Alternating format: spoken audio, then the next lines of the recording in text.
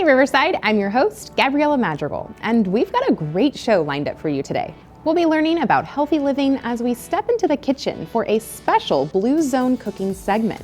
Plus, we've got community updates, local highlights, and a quick look at Riverside sports. Don't go anywhere. Inside Riverside starts now.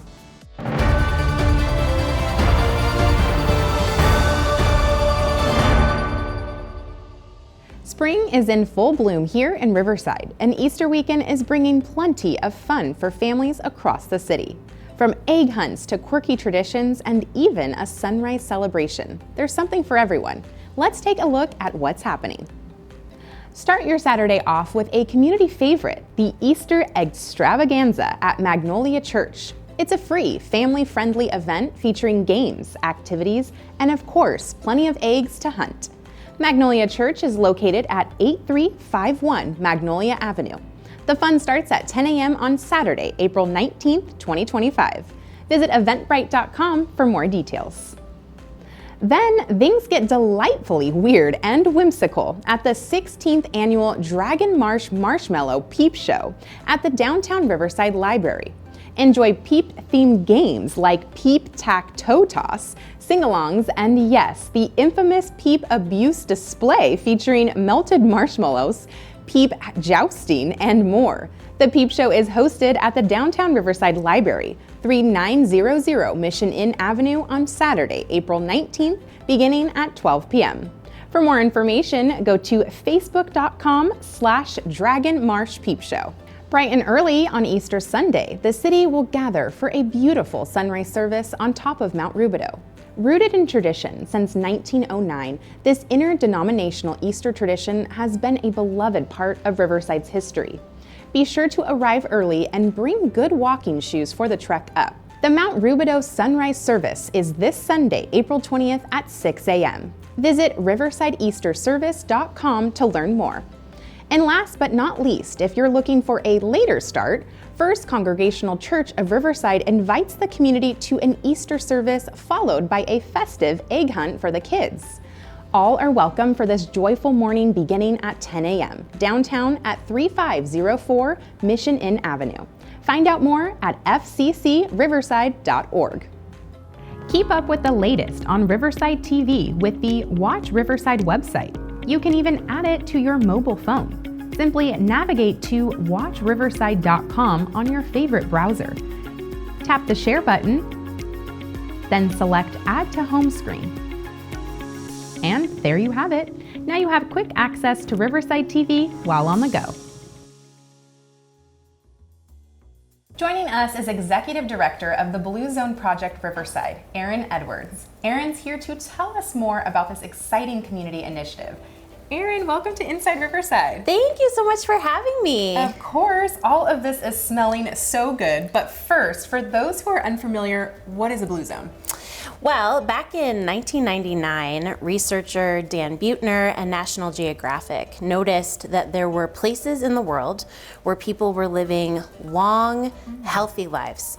Sardinia, Italy, Ikaria, Greece, Nicoya, Costa Rica, Okinawa, Japan, and right in our own backyard, Loma Linda, California. Wow. They learned that there are 9 commonalities that these 5 original Blue Zones have. It's how you move your body, what you put in your body, how you de-stress, that's always a hard one, and also how you find a sense of community and purpose, what gets you jumping out of bed. How did little old Riverside become a Blue Zone?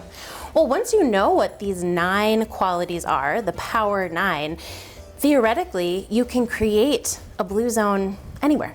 And so Blue Zones, the research company, has set about to create Blue Zone project communities now in over 70 cities in the United States. So we're very grateful today to be undertaking this 5-year project right here in the city of Riverside. Love it, so cool. So proud to be a part of all of this. But let's talk about while you're here today, and I'm going to be watching you as you lead this cooking demonstration. Oh no, you're going to be cooking as well. Oh boy, okay, here we go. It looks simple enough. I mean, I see only maybe 4 ingredients. Is that all we're getting into? That's right. Okay, so let's get into this. So today we are making oatmeal breakfast cookies that come from the Blue Zones Kitchen cookbook. And this cookbook was written by Dan Buettner, and it has National Geographic photographer David McLean, who's done the beautiful images that you'll see here on the inside. And this cookbook highlights recipes from the 5 original Blue Zones. So these oatmeal breakfast cookies come from the Loma Linda section of the cookbook, and they are so easy to make. We have 3 ripe bananas. We also have a 1.5 cups of oatmeal. I use the Minute oats. And then here we have a 1/4 cup of unsweetened applesauce and a 1/4 cup plus maybe a few more chocolate chips. After some that I've eaten already.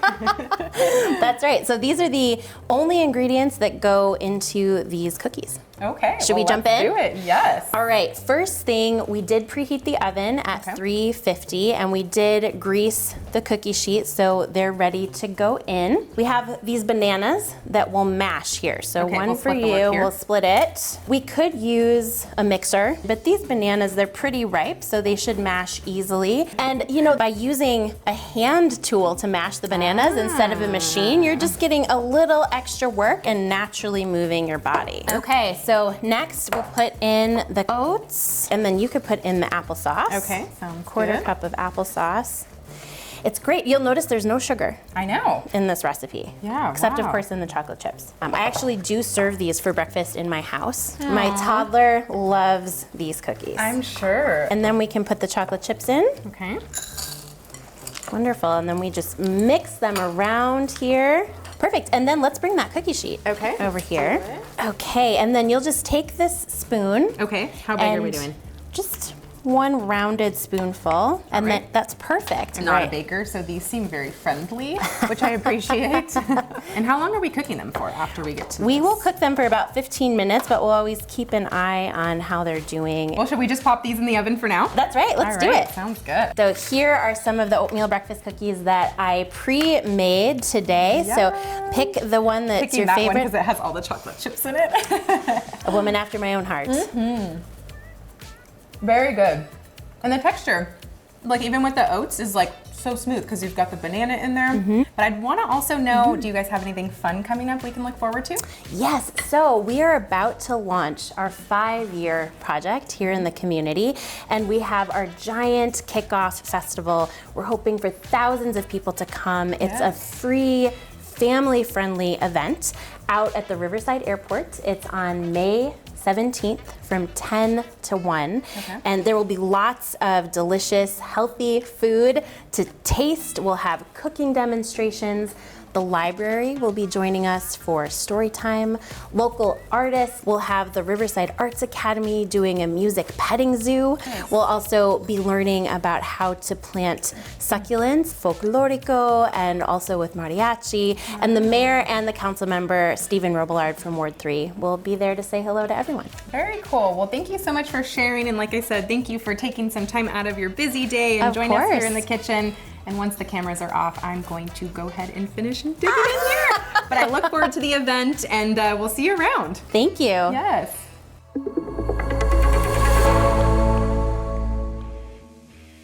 It is time for another Inside Riverside Sports Update. I am Pep Fernandez. Let's hit the links with the Riverside Poly boys golf team.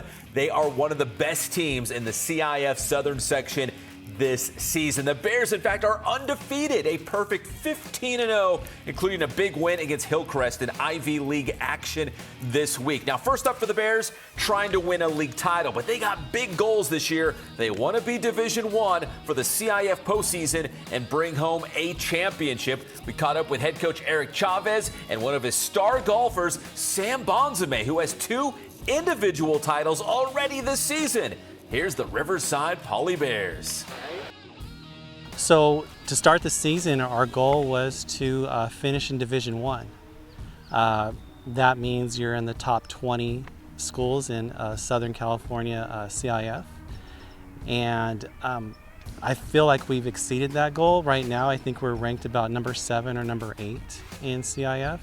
We always look big picture here. We're trying to, at all these little invitationals that we've been able to score pretty well in and bring home some hardware is just all building up to the playoffs and league finals and all that good stuff. So you take it from 9-hole matches to playing one day 18-hole matches, and then eventually playing multiple days of 18 holes is what we're working towards. And so that's just, we're building off every single week and being able to be ready for the end of the season.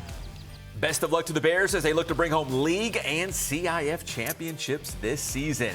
Now, this is a very cool story. We have seen the rise of girls flag football at the high school level, and it's growing also at the college level.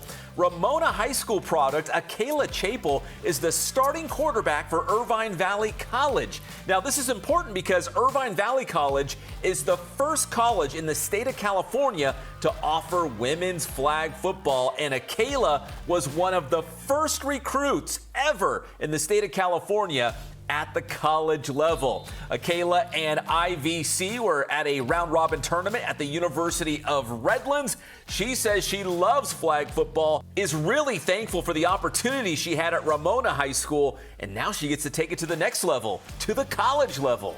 Here's Akayla Chapel. Yeah, I played basketball and softball at Ramona, and my basketball team and softball team were both super competitive. We both won league my senior year. So just being around that environment and being competitive my whole life, I knew that I didn't want to sit the bench and I wanted to be good. So I really enjoyed playing flag football my senior year. Honestly, I went out to just have fun with my friends my senior year, and I went out to practice and nobody could throw the ball. So I was like, let me try, and I'm just really competitive. So I just started working hard and I started playing quarterback. As we see more and more girls play flag football at the CIF high school level, that'll be good news for more opportunities at the college level. I'm Pep Fernandez, and that's your Inside Riverside Sports Update. That wraps up this week's episode of Inside Riverside. If you have an event you would like featured on our community calendar and the show, visit riversideca.gov/calendar, click Submit Calendar Event Request, and fill out the form. I'm Gabriella Madrigal. Thank you so much for tuning in. Have a fabulous week, and as always, keep it local, keep it Riverside.